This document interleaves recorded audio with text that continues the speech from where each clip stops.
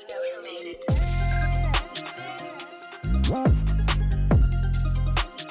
Sorsha, welcome to the See Me Be Me podcast. Thank you. Thank you for having me. Nice to see you guys. It's good to see you again. So, Sorsha, for our audience at home, can you tell us a bit about yourself, your background, and why did you choose a career in STEM? Well, so I'm from Birmingham originally. I'm 26 years old. I worked in customer service since I was 17 years of age. One of that included working as a flight attendant, and I've always loved aviation, loved planes. I used to ask the pilots like all sorts of questions just to really get to know how they operate, and that's what sort of piqued my interest in mechanical engineering anyway. And I guess, I don't know, as time went on, I just thought, okay, like maybe this is something I could see myself doing. I knew that I didn't want to fly forever. So, maybe I could build a career on the ground, working with planes, but I just didn't really see a way into that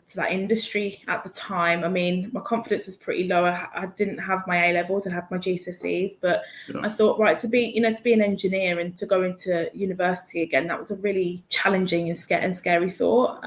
So it wasn't really until later during COVID that I really thought, okay, let's give it a shot. Let's see what happens, when I had this opportunity come up. And 2 years later, here I am now. In terms of your early life at school, what was it like in terms of school? Like, who were your role models growing up? Oh, cliche, but Beyonce was like a massive role model for me. I always found a lot of comfort in her music, felt empowered by her music. I did have other role models in my life, such as my family, like my mom especially, my cousins, my younger sister. She's an absolute inspiration to me. She's very, very intelligent. But I mean, I didn't really have somebody, let's say, like me in a STEM background to look up to at the time anyway, that I knew of. And looking back now, that's quite a difficult thing, because you just don't think that it can be you. Yeah. And so when you were growing up, let's take me back to a 6 or 7 year old Sorsha. What was your dream? I think when I was 6 or 7, I think I wanted to be a teacher when I was about that age. Yeah, I liked the thought of working with children, and then that developed into my teenage years. I wanted to be a midwife. So I took child development studies, got a really good grade in that. I did really well in my GCSEs, and I wanted to be a midwife, and unfortunately, fortunately, that didn't pan out. So it's very different to what it is now. Very different. And and what was the change for you at 16, 17 or 18 to then moving away from being a midwife to wanting to be a flight attendant? Yeah, I've always had an interest in planes growing up. Going on holiday and stuff was so exciting for me. I'd want to learn I wanted to learn all about the plane itself that I was traveling on. But to be honest with you, it was in the back of my mind. I had a friend that was going to do cabin crew anyway, and when I got told that I wasn't allowed to complete year 13, my second year of sixth form, because I didn't pass my A-levels my first year, I was like, okay, so now what? And that was a really scary moment. I basically got told, I'm really sorry, you can't come back here. And I was like, well, what do I do? And I remember the same day, me and my mum sat there and applied for college, and I went and enrolled that day into aviation operations, because I thought, well, I want to get a qualification in something. I'm interested in that. Yeah. It's all about what we do, and all about the aviation industry as a whole, and what we do as a flight attendant. And I think it was maybe a year later that I got the job with the airline that I was with for 3 years. Would you say, Sorsha, as well, would you say you're someone that likes to always, just adding on to what you were saying, someone who likes to always go outside of their comfort zone? That's a learned thing. I think it's not a natural. My natural instinct is to stay put, stay home, and don't have change. But I did that for a long time, since I was 17, where I stayed in something that was comfortable, almost like a safety net, but I wasn't getting any fulfillment out of it. I felt like I was just really stuck in one place, and it really got me down. Really struggled with feeling like I had nothing going for me and things like that. And I think for me, coming out of my comfort zone has been the best thing that I've ever done. And now you're now you're working at Formula One, Sorsha. You're an apprentice mechanical technician, which, sounds like it's absolutely amazing. Take me back on that journey. How did you discover that opportunity? Were you a big F1 fan growing up? To answer the second question first, it'd been on in my life growing up. Of course it had. My uncle on my dad's side was a massive fan of it. So whenever we went to go to visit my aunt and uncle, it was on every single weekend, For me, with especially my dad's side of the family, Lewis was such a big part of that because he's black. And seeing that representation on screen as well at that level. So it was on and off, during my childhood. And then it was recently during COVID that I really got back into it properly again. And I was like, this is brilliant. And I think Drive to Survive really helped with that as well. F1 is just absolutely soaring at the minute. It's bigger than it's ever been. You've got lots and lots of different fans coming into the space now, which is fantastic. And it's nice as well. It feels like a real community. Never in a million years did I ever dream I would be working here. There's just that would never have even crossed my mind. And I think I've told you guys the story before about how this opportunity came up, but I remember being in that place of feeling really stuck in a rut, and I was on the phone to my dad. I was really upset, and I said, I don't know what I'm going to do. I need to change. I can't do this anymore. And he said to me, look, you've been interested in engineering now for a while. Why don't you just have a look to see what's out there? And you know what, you love F1, so why not just see if there's anything about there? And I was like, okay, had to think about it. An hour later, this link pings through in the family group chat. My auntie's posted it in the group chat, this link, Formula One apprentice mechanical engineer. And I was like, I called my dad up and I was like, Daddy, did you just tell Auntie about this? And he was like, no. And I was like, this is fate. This was meant to happen. There's no way we just had that conversation. And then this comes through an hour later, and it gives me goosebumps to think about it. It's just completely changed the trajectory of my life. And I just could not be happier about it. So you were at that point, you saw that WhatsApp message or you saw that notification, you were like, this can't be real, this must be fake. And you clicked on it, applied. What was that feeling? What was that feeling like when you found out you had made it through to one of the final applicants? Absolutely surreal. I remember coming in and telling my mum cried. She was crying. Me and the girls were because my girlfriends are all fans of F1 as well, but they were all screaming, jumping up and down. I just couldn't believe it. And I don't actually think it did sink in until I actually got here in August last year. I really don't think it sunk in. I was just in this complete daze of what is going on. I'd heard about the opportunities that were going on within F1, the We Race as One scheme, and trying to get more diversity within motorsport, which is absolutely fantastic. And I thought, you know what? Yeah, that's absolutely brilliant. Maybe I can be part of that change. But to be actually part of it and then just reflect back, it's just insane. Yeah. It was surreal. And what was it like visiting Formula One's headquarters for the first time? Mad. That was mad. I think where we're based here, I mean, it's just I think nobody really has a clue the scale of the operation that brings F1 to our screens, every race weekend. And I'm so proud to be part of this team here. And we had a meeting the other day, and I just looked around and I thought, this is my team, this is F1. It's a really, really proud feeling. And when I first came here, I was just blown away by all of it. It was just amazing, absolutely amazing. And just for the viewers listening to this, so Sorsha made it to the final four of this opportunity, and this was the Formula One working in collaboration with the Blair Project to help them source two mechanical engineering apprentices. And you guys had to do an assessment day. Can you talk to the viewers what the assessment day was like, but not giving too much away? Yeah. So at first we had a talk from the guys at CETA, which are the people that I've did my training with for a year in Southampton. My boss actually was an apprentice there. So that was fascinating. So I was like, it's like come full circle almost for him. We had a talk from them. They just explained basically, you know, like how an apprenticeship works, how it's all going to be laid out and split up over the 4 years of me completing it, and, you know, basically what I can expect in the coming days sort of thing. F1 from their side explained like what my job role would be. I had, as you can imagine, like a million questions, which they answered gracefully, bless. But it was a really, really good interactive day. I mean, we had like this really fun activity to like build a bridge out of paper, but that sounds easy enough. It just wasn't, like, at all. It's quite difficult to like wrap your head around it.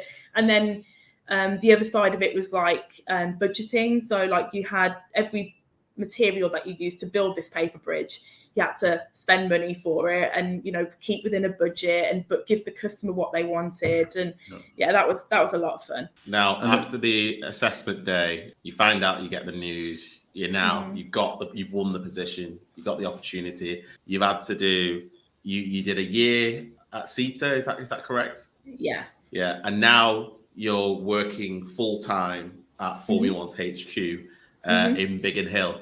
Take me through, what does an average day look like? It really varies. It really does vary. I mean, so you've got off season, so, you know, winter and summer breaks. Believe it or not, our busiest periods here in the workshop.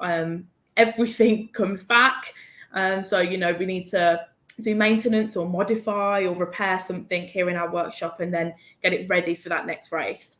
And then when we are racing, it is a little bit quieter, but it does give me a chance to really hone in some of my skills for my apprenticeship. So, you know, I'm able to do stuff like welding in my downtime. We've just had a new mill and a new lathe installed in our workshop as well, which is I'm really excited to get working on. But it just, everything at the moment is just going towards my endpoint for my apprenticeship, just to get me qualified. That's an average day. And since you've started at Formula One, Sorsha, what would you say is the biggest challenge you faced? I mean, I'll be honest and say that, to me, I never thought in a million years that me being the only female in a very male-dominated area would be a problem. I've always been very headstrong and very confident, and, you know, that won't bother me. Like, I'll be fine. Like, you know, they're people, it'll be fine. I get on with people. And that has been a real challenge. And I did not expect it at all. And it's taking me some time to really get used to it. I'm used to working with a lot of women, having that real comfort and almost like safety around me, and feeling like, you know, I can share my own experiences with them. And it's been difficult because I'm just not used to this environment. And then, not to say that it's necessarily a bad thing. My manager is probably the best boss I've ever had, like, in my working career. He's so supportive. Anything that I need, you know, he's there to lend a hand. And I can say that about the entire department as well. They are absolutely fantastic. And everyone that I've met so far, whether that be in HR or in circuit engineering, or, you know, in different areas of the business, everyone has been so welcoming and friendly and helpful. But that's not to say that I'm still having my own struggles with it. And I don't think it would be fair for me to sit here and say, you know, to young girls listening, like, oh, it will be fine going into male-dominated spaces, because you will have challenges with it, but you can overcome them. And I think, especially with the right support around you, it's so much easier to sort of get over those barriers, so to speak. You're now in your second year. How beneficial has the apprenticeship been for you currently? Like, Massive. It's been brilliant. And I think, going back to what I was saying earlier about my A-levels and my GCSEs, I don't do well learning like that. And I think there's a lot of people out there that will understand what I mean. I'm quite a visual learner. I have to be practically doing something to be able to pick up skills and knowledge from that. And that's just the way that I think. And I think for people that do learn like that, an apprenticeship is just like the best way forward, because the practicality, it's not just the theory that you're learning, which of course, you know, I've done all of that, but it's also just knowing what to do, looking at a physical object and knowing how to approach that.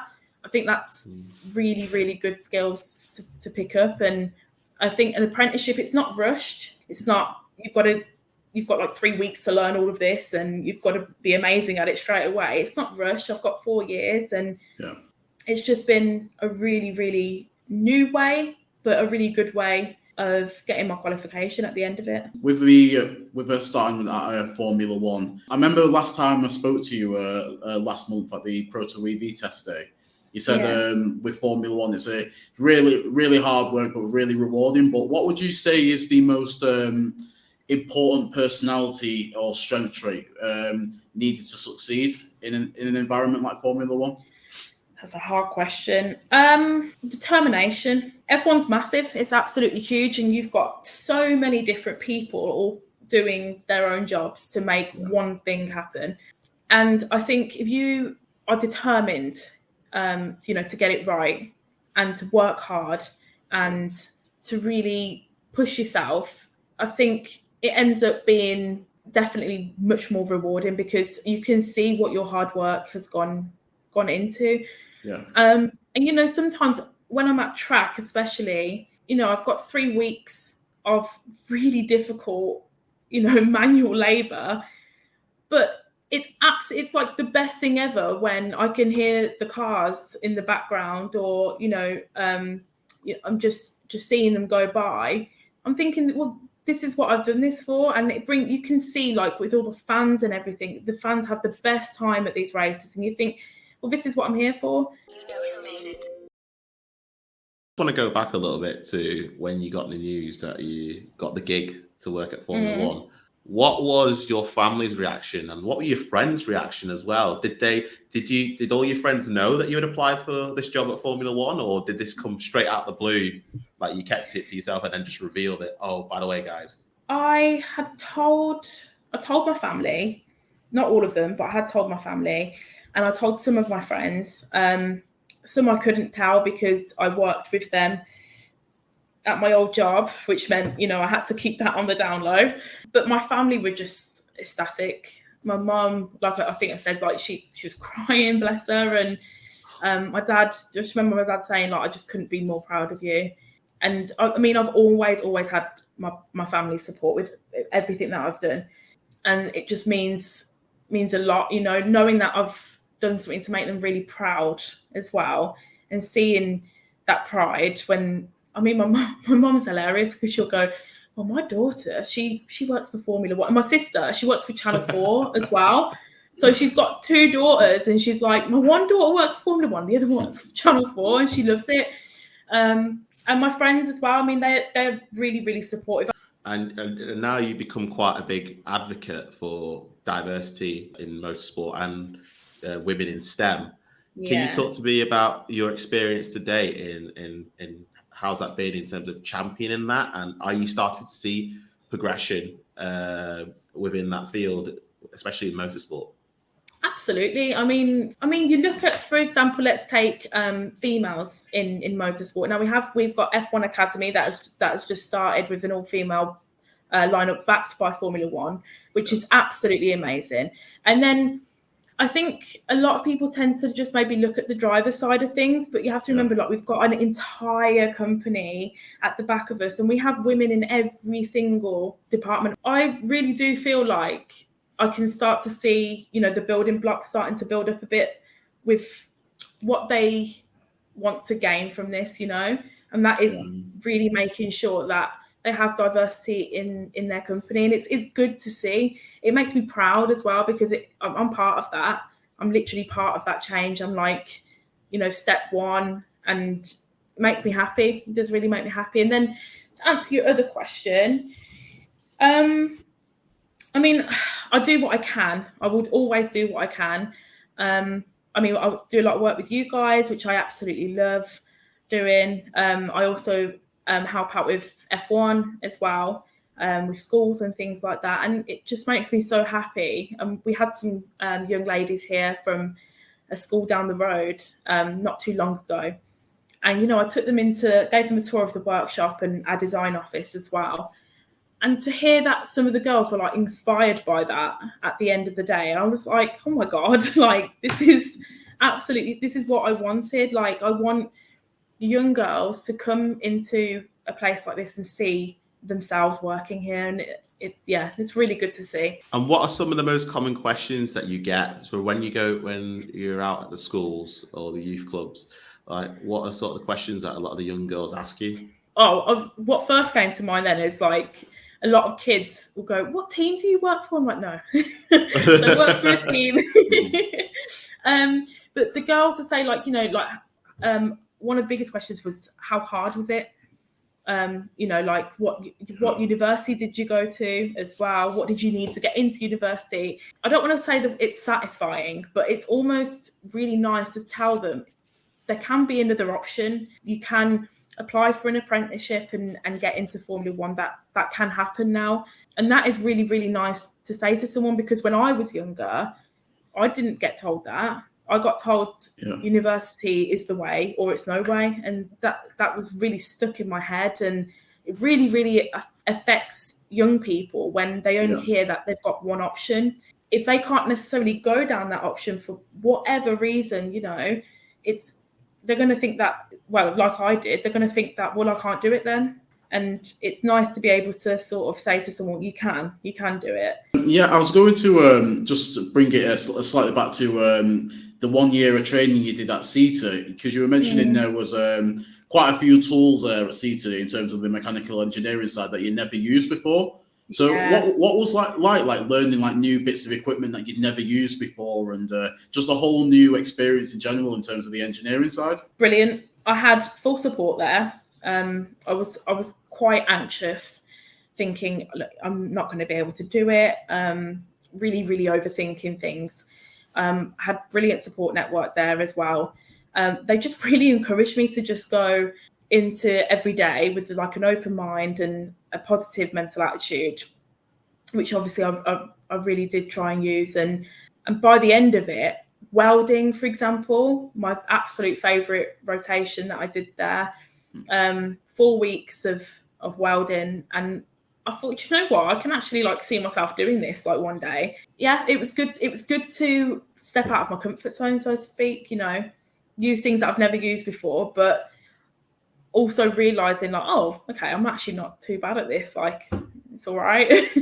I guess for anyone starting out, any young girl or anyone from a diverse background, if they wanted to get involved in this, did you find it hard to pick up in terms of these skills, or was it were you given like just the right guidance and you picked it up quite quickly, or how was the experience? Yeah, I mean, I was given the right guidance. I think with a lot of girls, you have it already ingrained in your head that you're not going to be able to do it from a young age. Yeah. And I know that things are starting to change a little bit now. We're starting to modernize a little bit. Girls can do things too, but there's still that stereotype attached to STEM subjects that it is for boys. Yeah. And, girls need to be encouraged at a much younger age to pursue these subjects. So that ingrained thought isn't there. But honestly, with the right guidance, I picked it up straight away. What 3 skills have you learned that have been that have made you successful in your current role? Do you want soft skills or hard skills, or both? Both. Okay, so patience with yourself, with others. With yourself is a big one.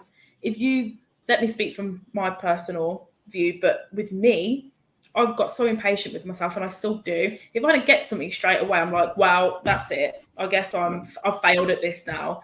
And it's just like, it's a crazy way to think, because I haven't been in this very long, as you said, and every day I'm learning something new. So you really have to have that patience to just take it down a notch and be like, right, okay. And, ask for help. Second one would be motivation, I think. Everyone's got to have something that motivates them.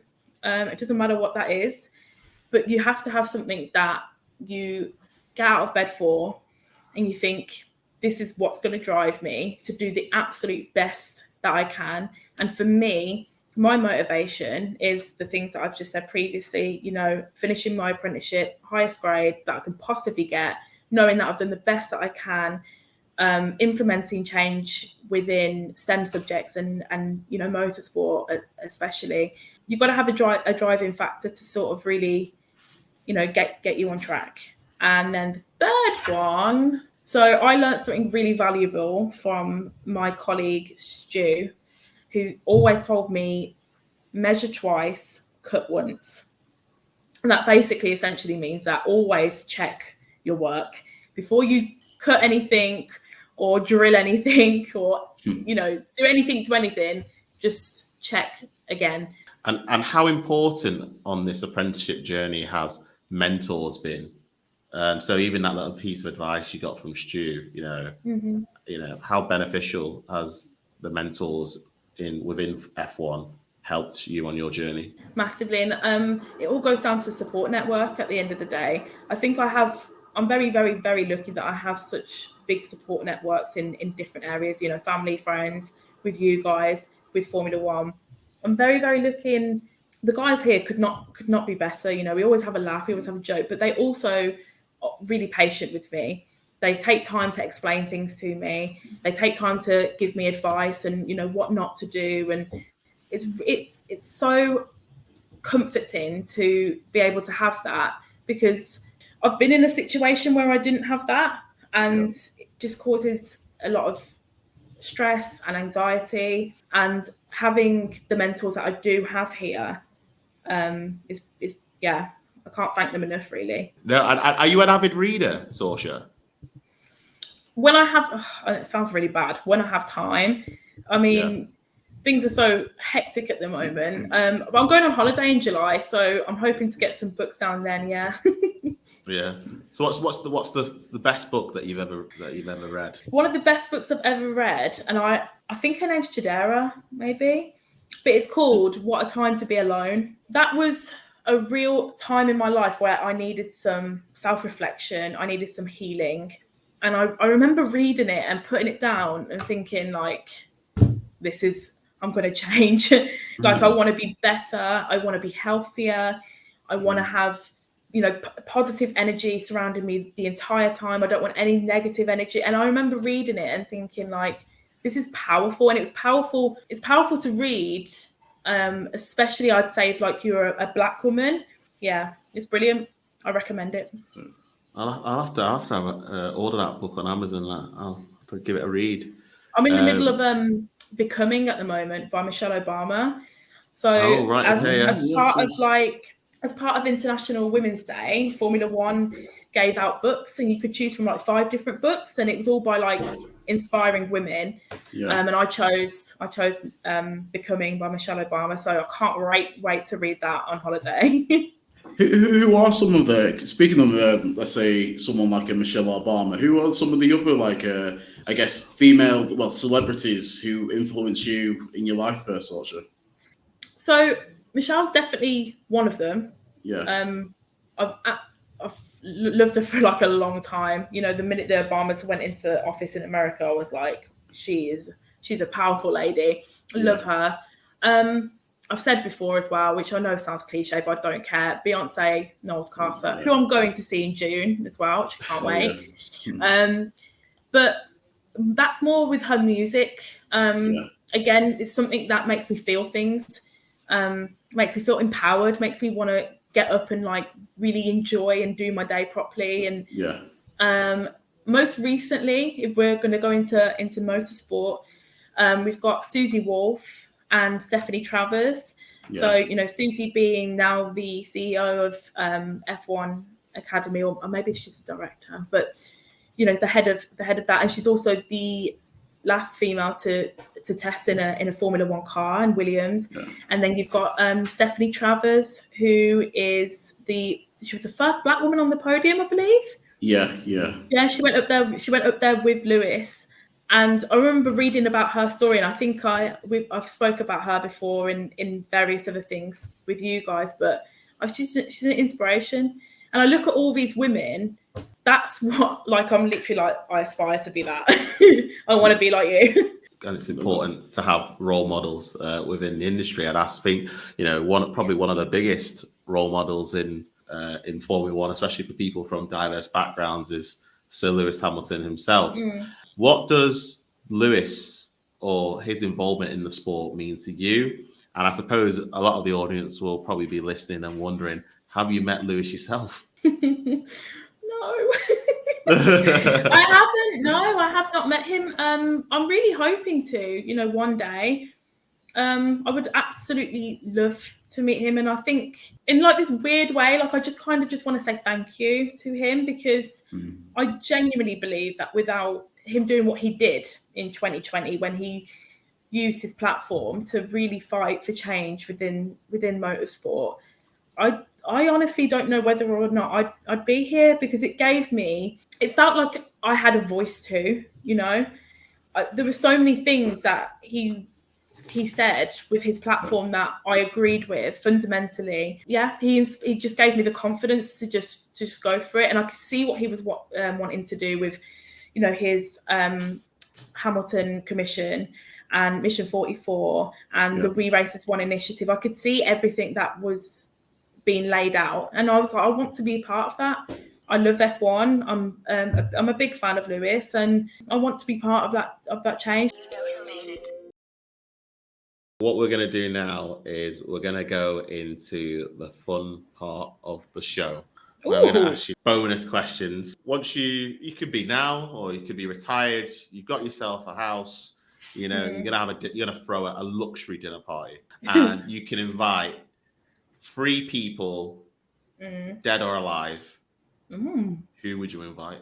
I've had this question, so many times, and every time I think it changes. Serena Williams.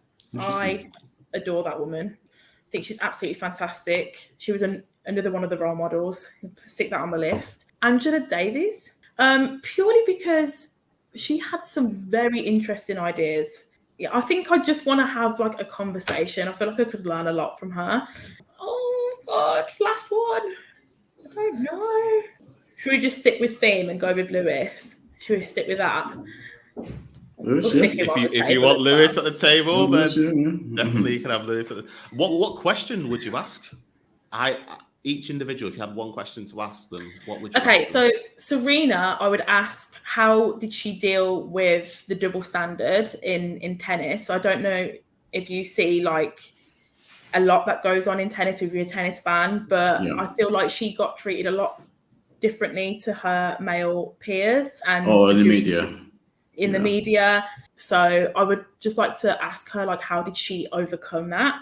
I would ask Angela Davies this is controversial. I might have to take this out, but like what she thinks of like the current state of the world at the moment. So like, things with capitalism and workers' rights and things like that. Just because I honestly would just love to hear her genuine opinion on that. Lewis. Would it be, was he robbed in 2021? We won't go there. We won't go there. Does he feel any different looking back now to when he was like a kid just coming up through F1 and GP and stuff? Does he still think, like, deep down, he's like still that same young lad from Stevenage, with like this amazing opportunity in front of him? No, it'd be interesting, to hear, because he's gone on such a crazy journey. And who knew? I wonder if he ever knew growing up is that he'd be the most, or one of the most successful Formula One drivers of all time. I think it's better that we wrap up here, and I think we're just going to have to get you on another episode down the line. Maybe a year from now. Oh my God, yeah. Do like reflection. Do one big reflection and see how you're getting on. Sorsha, we just wanted to say thank you for being a guest my pleasure. on the See Me Be Me podcast. For the audience at home, if you have liked this episode, or if you've enjoyed this episode, make sure to like, comment, and subscribe on all the Blair Project's social media and streaming platforms. And Sorsha, if our audience wants to find out more information or follow you on your journey, where can they go? LinkedIn. If you want to reveal this.